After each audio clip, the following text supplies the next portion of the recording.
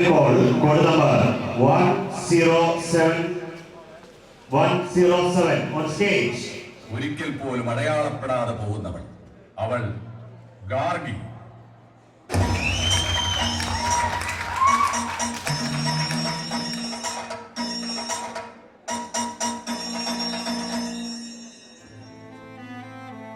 സംസ്ഥാന സ്കൂൾ കലോത്സവത്തിൻ്റെ ഏറ്റവും attractive item നാടകമായിരിക്കും. ഏറ്റവും കൂടുതൽ ആൾക്കാർ വന്ന് കാണുന്നതും നാടക മത്സരത്തിനാണ്.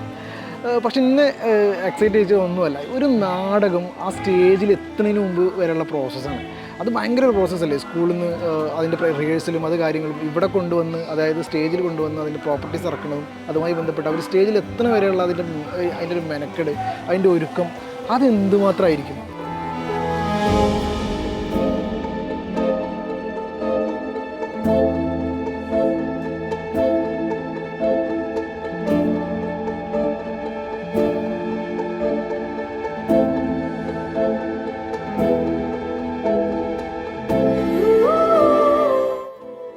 നാടകം സബ് ജില്ലയിൽ നിന്നുള്ള മത്സരം തുടങ്ങുന്നത്. ആ സമയത്ത് ഏകദേശം ഒരു മാസത്തിൽ ഒരു 15 ദിവസത്തേക്ക് റിഹേഴ്സൽ പോയിട്ടുണ്ടാവും. പക്ഷെ അതിന് കൂടുതൽ അതിൻ്റെ പ്രോസസ്സ് നടക്കുന്നത് അതിന് മുന്നോടിയായിട്ടാണ്. നാടകം എഴുതപ്പെടുകയും അതിൻ്റെ ഡിസൈൻ കണ്ടെത്തുകയും അത് ഏത് രീതിയിൽ പ്രേക്ഷകരിലേക്ക് പ്രസൻറ്റ് ചെയ്യാൻ കഴിയും എന്നുള്ള ചിന്തകളും. ഒരു വിഷയം പറയുന്നതിലല്ലല്ലോ. ഈ വിഷയം നമുക്ക് വേണമെങ്കിൽ മൈക്കിൻ്റെ മുമ്പിൽ നിന്ന് പ്രസംഗിക്കാവുന്ന പ്രശ്നമുള്ളൂ. പക്ഷേ അത് എങ്ങനെ പറയുന്നു, എന്തു പറയുന്നു എന്നതിനപ്പുറം അത് എങ്ങനെ പറയുന്നു എന്നുള്ള ശ്രമത്തിലാണ്. അപ്പോൾ അതിനു വേണ്ടിയിട്ട് മുന്നോടിയായിട്ടുള്ള മുന്നൊരുക്കങ്ങൾ നടക്കുകയും സബ് ജില്ലാ തലത്തിലേക്ക് ഏകദേശം 2 ആഴ്ചയോളം റിഹേഴ്സലും ശേഷം വരുന്നതെന്ന് പറഞ്ഞാൽ പിന്നെ ഗ്യാപ്പിട്ടിട്ടുള്ള റിഹേഴ്സലായിരിക്കും ജില്ല അല്ലെങ്കിൽ സംസ്ഥാനം വരുമ്പോൾ ഉള്ള. നമ്മളൊരു സ്ക്രിപ്റ്റ് എഴുതി കഴിഞ്ഞാൽ അത് ഏത് രീതിയിൽ പറയാൻ കഴിയും എന്നുള്ളൊരു ശ്രമത്തിലാണ് അതിൻ്റെ സെറ്റ് ഡിസൈനും പോകണം. ആദ്യം സെറ്റ് ഡിസൈൻ ചെയ്യുക, എന്നിട്ട് ആ സെറ്റിൻ്റെ ഭാഗമായിട്ട് പിന്നെ കുട്ടികളെ അതിലേക്ക് കൊണ്ടുവരികയും പിന്നെ ചെയ്തു വരുമ്പോൾ പ്രോസസ്സിൻ്റെ ഭാഗമായിട്ട് അതിലേക്ക് വേണ്ടുന്ന പ്രോപ്പർട്ടീസും നമ്മൾ ആഡ് ചെയ്ത് പോകാം.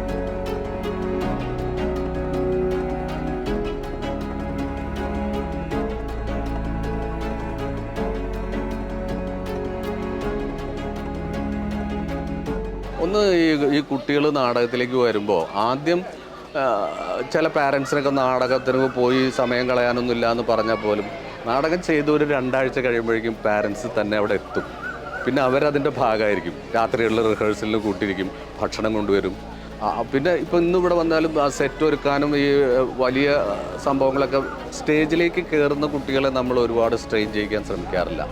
അപ്പോൾ തീർച്ചയായിട്ടും ടീച്ചേഴ്സും പാരൻസും ഒക്കെ കൂടി തന്നെയാണ് ചെയ്യുന്നത്. പുതിയ കുട്ടികൾ പഴയതിലും നന്നായി ചിന്തിക്കുകയും ഇത്തരം കാര്യങ്ങൾ ഇപ്പോൾ ഈ നാടകത്തിൽ പറയുന്ന പൊളിറ്റിക്സ് എന്താണെന്ന് മനസ്സിലാക്കാനുള്ള ശ്രമവും നന്നായിട്ട് നടക്കുന്നുണ്ട്.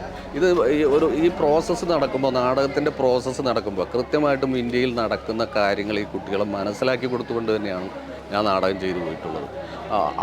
അവർ പെൺകുട്ടികളാണ്. ഇപ്പോൾ 7 പേര് അഭിനയിച്ചു, അല്ലെങ്കിൽ 10 പേര് ആ സംഘത്തിലുണ്ടെങ്കിൽ 3 പേര് ആൺകുട്ടികളും 7 പെൺകുട്ടികളുമാണ്.